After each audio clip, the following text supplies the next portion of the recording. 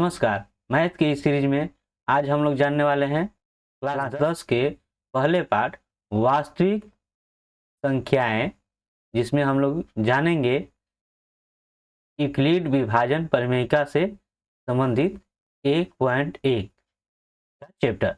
तो चलिए शुरू करते हैं। यहाँ पर वास्तविक संख्या को पूर्णांक के आधार पर हम बांटेंगे। तो एक हो जाएगा आपका ये ऋणात्मक पूर्णांक, ये आपका हो जाएगा, ये जो पूर्णांक है ये ऋणात्मक है, और ये आपका जो हो जाएगा धनात्मक पूर्णांक। ठीक है, तो हम लोग को इस चैप्टर में पढ़ना है इस धनात्मक पूर्णांक के बारे में। ठीक है, ये 0 से शुरू होगा, ध्यान रखिएगा। तो धनात्मक पूर्णांक के बारे में पढ़ना है। ठीक है, ये धनात्मक पूर्णांक संख्याओं के दो गुण हो जाएंगे। क्या हो जाएंगे? दो गुण। एक गुण जो अभी हम यहाँ पर देखेंगे ये यूक्लिड विभाजन प्रमेय का जो हो जाएगा। ठीक है, और दूसरा हो जाएगा आधारभूत प्रमेय। दूसरा क्या हो जाएगा? आधारभूत प्रमेय। ठीक, तो ये देख लेते हैं यूक्लिड विभाजन प्रमेय क्या क्या है। तो दो धनात्मक पूर्णांक a और b दिए रहने पर ऐसी अद्वितीय पूर्ण संख्याएं q और r विद्यमान है कि a बराबर बी क्यू प्लस आर, जहां पर r जो है 0 के बराबर है या उससे बड़ा है, और ये b से क्या है? छोटा है। ठीक है, आप सामान्यतः इसको जो है एल्गोरिथ्म, यूक्लिड विभाजन एल्गोरिथ्म से भी आप जानते हो। ठीक है, अब इस परिणाम की जानकारी बहुत समय पहले से थी, परंतु लिखित रूप से इसकी जानकारी नहीं थी। तो जानकारी कहाँ से मिली? ये यूक्लिड एलिमेंट्स की पुस्तक 7 से। ध्यान रखिएगा, किससे मिली? तो इनसे। ठीक है, आपका क्वेश्चन बन जाएगा तो इसके अनुसार भी हो सकता है। इस पुस्तक से जानकारी मिली यूक्लिड विभाजन प्रमेयिका की, तो यूक्लिड एलिमेंट्स की पुस्तक है ना, इस नंबर से मिली। अब बात आती है ये किस पर आधारित है? यूक्लिड विभाजन एल्गोरिथ्म किस पर आधारित है? तो ये प्रमेयिका पर आधारित है, इसी प्रमेयिका पे, यूक्लिड विभाजन प्रमेयिका। ठीक है, चलिए आगे देखते हैं। अब देखिए एल्गोरिथ्म क्या है और प्रमेयिका में अंतर क्या होता है। एल्गोरिथ्म जो होता है वो सुपरिभाषित चरणों की एक श्रृंखला होती है, जिससे एक विशेष प्रकार की समस्या को हल करने की प्रक्रिया या विधि प्रदान करती है। ठीक है, अब प्रमेयिका क्या होता है? एक सिद्ध किया हुआ कथन, जिससे हम अन्य कथन को सिद्ध करने में प्रयोग करते हैं। एल्गोरिथ्म जो शब्द है ये 9वीं शताब्दी के एक फारसी गणितज्ञ का नाम क्या था? अल ख्वारिज़मी, ये इनके नाम से लिया गया है। और अलजेब्रा जो नाम जो है, जो अलजेब्रा जो हम लोग पढ़ते हैं, ये भी इनकी लिखित पुस्तक हिसाब अल जबर व अल मुकाबला से लिया गया है। ठीक है, दिया निम्नलिखित संख्याओं का महत्तम समापवर्तक याद करने के लिए यूक्लिड विभाजन एल्गोरिथ्म का प्रयोग कीजिए। ठीक है, पहला सवाल जो हम देखते हैं, यहाँ पर आप पाओगे इसमें 135 और ये 225, इसमें बड़ा कौन है? तो 225 क्या है? बड़ा है। ठीक है, किससे? 135 से। तो आप देखिए जब इस सवाल को बनाना हो तो आप एक रफ कर सकते हो। रफ ये है कि 135 में आप 225 से भाग कीजिए, कितने बार में जाएगा? एक बार। हो गया 135, घटाइए, 5 में 5 घटेगा 0, ये 12 में 3 घटेगा 9। अब यहाँ फिर 135 आ जाएगा। आप इस तरह का जो है एचसीएफ निकाले हो भाग विधि से। ठीक है, ये 90 बार में। अब ये 5 हो जाएगा और ये 13 में 9 घटेगा 4, और ये हो जाएगा 90। ठीक है, कितनी बार में? 2 बार में, कट गया। तो यहाँ से आप ऐसे निकाले हो एचसीएफ कितना हो जाता है? 45 हो जाएगा, क्योंकि 45 से घटा तो ये एचसीएफ हो जाएगा। ठीक है, देखिए लेकिन हमको किस तरह से बनाना है? यूक्लिड विभाजन एल्गोरिथ्म। ठीक है, इस तरह से। तो देखिए अब यहाँ से देख रहे हो कि ये 225 बड़ा है 135 से। आप लिखोगे यूक्लिड विभाजन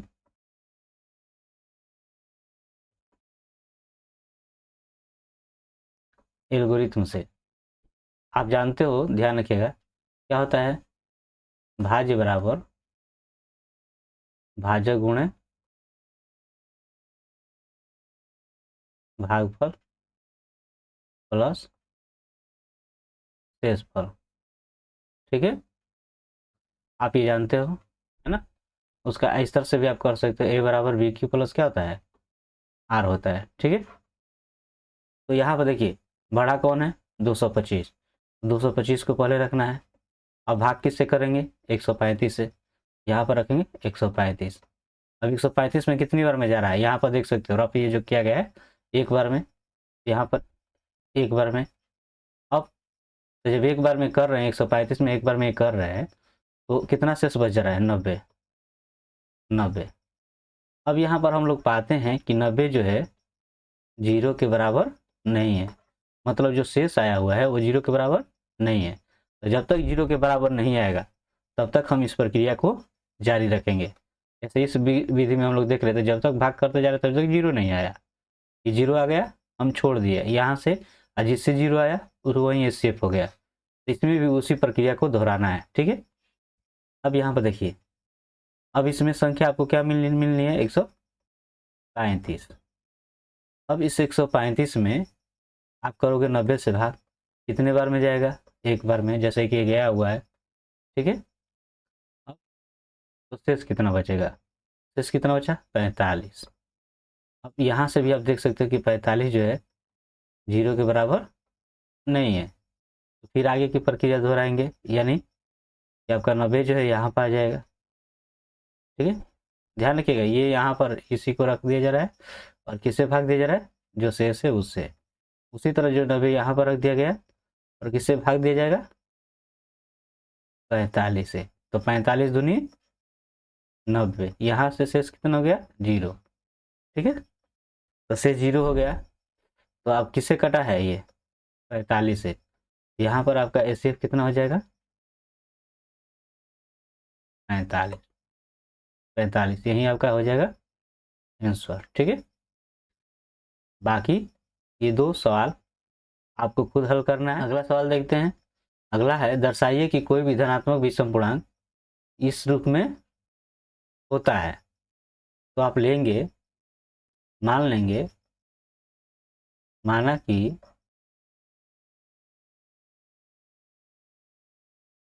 कि धनात्मक विषम पूर्णांक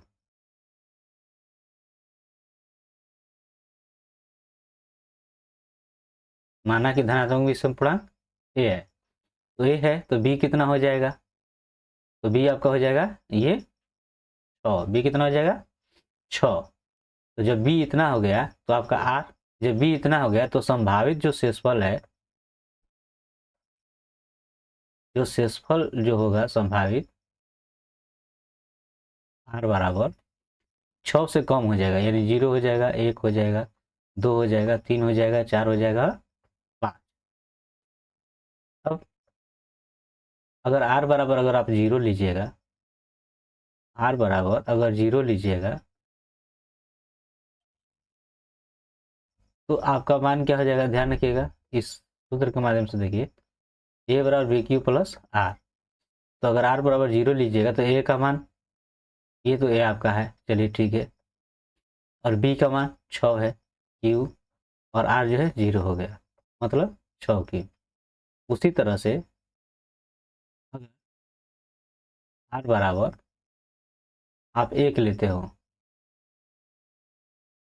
आर बराबर 1 लेने पर क्या होगा, तो देखिए आर बराबर 1 आप लीजिएगा तो ए का मान कितना हो जाएगा, 6 क्यू प्लस 1। वैसे ही आर बराबर अगर 2 लेंगे तो क्या होगा, ए का मान हो जाएगा 6 क्यू प्लस 2। आर बराबर अगर आप 3 लेंगे तो ए का मान हो जाएगा 6 क्यू प्लस 3। आर बराबर मान लीजिए अगर आप लेते हैं 4, ए का मान क्या हो जाएगा, 6 क्यू प्लस 4। और आर बराबर अगर 5 लेंगे तो ए का मान हो जाएगा 6 क्यू प्लस 5। अब जो है यहाँ पर जो आपको मान दिखाई दे रहा है, अब जो आपको मान दिखाई दे रहा है ये 6 की +1, 6 की +2, 6 की +3, 6 की +4 और 6 की +5। तो यहाँ से देखते हैं, ये देखिए 6 की, फिर 6 की +2 और 6 की +4, ये क्या होंगे? आप ध्यान रखिएगा कि 6 की +2 और 6 की +4, ये क्या होंगे? 2 से विभाज्य होंगे, 2 से कट जाएंगे। ठीक है, तो इस अवस्था में आपको बचे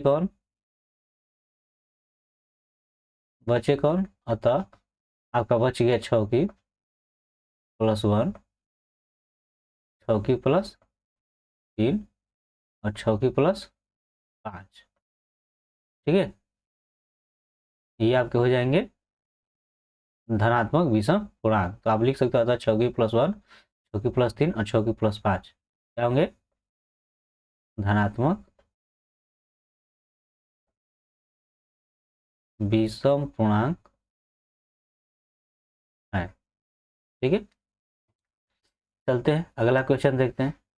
इस सवाल में 600 सदस्य समूह वाली एक सेना है जिसको 32 सदस्य वाले में बांटना है, बराबर बराबर। ठीक है, इस अवस्था में जो है स्तंभों के इस अवस्था में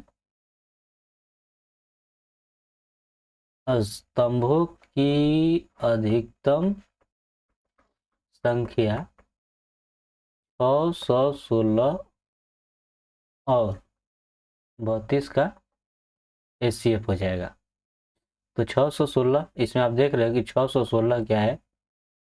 बड़ा है 32 से। तो 616 में 32 से आप भाग करोगे कितने बार में जाएगा? चलिए, अब वही बात है, अगर आपको नहीं ये हो रहा है आप डायरेक्ट आप ऐसे भी कर सकते हो, 32 दूनी 64 अधिक हो जा रहा है, तो 32 से कम 32।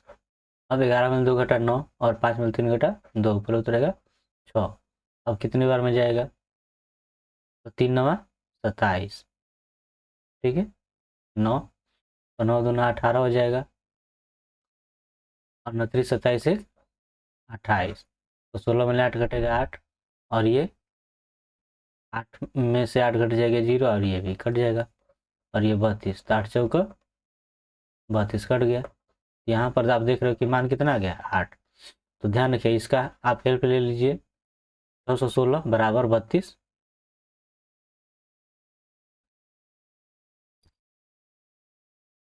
तो 32 से भाग करेंगे कितने बार में? 19 बार में। कितने बार में करेंगे? 19 बार में किया गया है। ठीक है, तो शेषफल कितना है? 8। ये 0 के बराबर नहीं है 8। ठीक है, तो फिर आगे की प्रक्रिया आप करोगे तो आपका क्या बचा? यहाँ पर 32, और 32 में किससे भाग करोगे?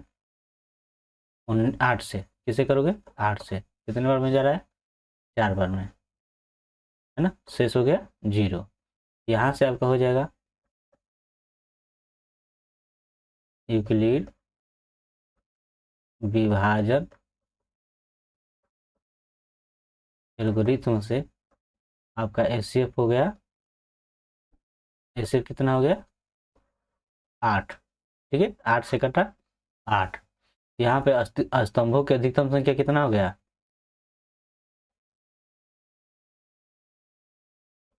स्तंभों की अधिकतम संख्या हो गया 8। ठीक है, यूक्लिड विभाजन प्रमेय का प्रयोग करके दर्शाइए कि धनात्मक पूर्णांक का वर्ग किसी पूर्णांक m के लिए 3m या 3m+1 के रूप का माना कि धनात्मक पूर्णांक x है। ठीक है, जिसको 3q 3q+1 3q+2 के रूप में लिखा जा सकता है। तो मान लेंगे कि धनात्मक पूर्णांक जो है आपका x है, जिसको इसके रूप में लिखा जा सकता है। तो देखिए, अगर वर्ग करते हैं, धनात्मक पूर्णांक का अगर वर्ग करते हैं तो क्या होगा? तो 3q है। देखिए 3q का अगर आप वर्ग करिएगा तो क्या हो जाएगा? 3 तिया 9 क्यू स्क्वायर, यानी 3 गुणे 3 क्यू स्क्वायर इस रूप में होगा। अब देखिए इसका रूप यहाँ पर ये क्या हो जाएगा? ये m, ठीक है, m कर सकते हो। अब m किसके बराबर हो गया? m बराबर हो जाएगा 3 क्यू स्क्वायर के बराबर, ठीक है, यहाँ m इसके बराबर हो जाएगा। अगला देखिए 3 क्यू प्लस 1 का स्क्वायर आप कीजिएगा तो क्या होगा? तो ये a का स्क्वायर है ना, a का स्क्वायर प्लस 2a और b प्लस b का स्क्वायर, ठीक है। तो 3 तिहाई क्या हो जाएगा? 9 क्यू स्क्वायर, ये 2 तिहाई 6 क्यू, फिर ये हो जाएगा 1। अब आप इसमें देखिए कॉमन कौन निकल सकता है? कोई कॉमन निकलने योग्य है? हाँ, यहाँ पर देखिए इसमें क्या निकलेगा? इसमें आपका निकल जाएगा 3, इसमें आपका बच जाएगा 3 क्यू स्क्वायर और प्लस 2 क्यू, आपका हो जाएगा प्लस 1। इसका जो रूप देंगे आप हो जाएगा 3m प्लस 1, ठीक है। तो यहाँ से जहाँ m बराबर हो जाएगा 3 क्यू स्क्वायर प्लस 2 क्यू के बराबर, इसका अगर आप वर्क करिएगा तो क्या हो जाएगा? ध्यान रखिए 3 तिहाई 9 क्यू स्क्वायर, फिर 2ab, देखिए आ रहा है 2ab, तो आपका हो जाएगा 2 तिहाई 6, 6 दूनी 12, ठीक है, 3 दूनी 6, 6 दूनी 12, ए बी आपका देखिए क्यू आपका हो जाएगा 12 क्यू, फिर 2 दूनी का 9 Q square 12 Q plus 3 plus 1 हो जाएगा, ठीक है। तो इसमें से कॉमन अगर 3 कर दोगे तो आपका क्या हो जाएगा? 3 का स्क्वायर प्लस 3 चौक को 12 और ये 1 प्लस इतना, तो हो जाएगा 3m प्लस 1, जहाँ m बराबर हो जाएगा 3 Q square plus 4 Q plus 1 के, ठीक है। आप देख सकते हो कि ये रूप के रूप में ये लिखा जा सकता है, ये लिखा गया, ये लिखा गया। तो आप लिख सकते हो कि हाँ, धनात्मक पूर्णांक का वर्ग किसी पूर्णांक m के लिए इसका रूप होता है। इस बात को यहाँ पे लिख दोगे हाँ, x का वर्ग किसी पूर्णांक m के लिए 3m या 3m प्लस 1 के रूप का होता है, ठीक। अगला सवाल ये इसी तरह है, आपको घन करना है, ठीक है। तो इसे आपका ये आपका होमवर्क है। तो इस सवाल को आपको स्वयं करना है। तो मिलते हैं अगले वीडियो में, तब तक के लिए धन्यवाद।